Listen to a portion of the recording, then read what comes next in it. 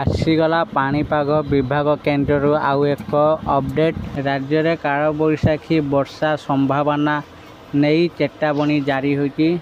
चलते आम आज से विषय जाना। वीडियो को आरंभ करने पूर्व आपण समस्त को मोर अनुरोध, जदि आपण मानक वीडियो भल लगे वीडियो को लाइक शेयर कमेंट करूँ। प्रथम थर आम चैनल को आसी आम चैनल को सब्सक्राइब करूँ।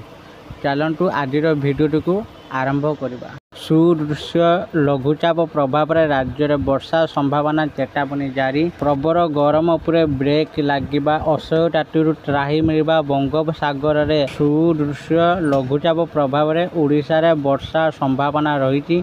आसंता 24 घंटा जाए उत्तर पश्चिम दिगरे गति करी रिकर्व करी उत्तर पूर्व दिग को गति करी समुद्र रे दुर्बल हेबा आंचलिक पाणीपाग विज्ञान केन्द्र एभली पूर्वानुमान करिछि। सेहीपरि पाणीपाग विभाग उपकूल ओडिशा रे कालबैशाखी वर्षा हेबा नेई पूर्वानुमान करिछि। आज 12 तारिख जाए उपकूल ओडिशा समेत राज्य रे विभिन्न अंचल रे कालबैशाखी वर्षा नेई अलर्ट जारी करिछि।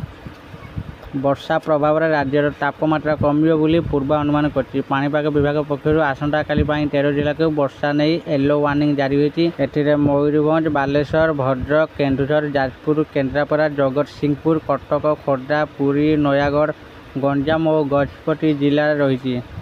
यह जिला किसी स्थान में बिजुली घड़घड़ी सह वर्षा संभावना रही। सेहीपरि पाणीपाग केन्द्र 10 तारिख 18 जिला को येलो वार्निंग जारी करिछि। आंचलिका सही समय घंटा पिछा 40 ରୁ 50 किलोमीटर बेगर पवन बही पारे। 11 तारिख राज्यर 22 जिला को येलो वार्निंग जारी होइतिबा बेले 12 तारिख पर पाग बदलिबो बोली आकलन करछि। आशा करूछि आपण मानकु एई भिडियोटी भल लागिथिबो। जदि आपण मानकु एई भिडियोटी भल लागुछि दया करी एही भिडियो को लाइक शेयर और कमेंट करंतु। आ प्रथम थर आम चैनल को आसी चैनल को सब्सक्राइब कर दियंतु। धन्यवाद।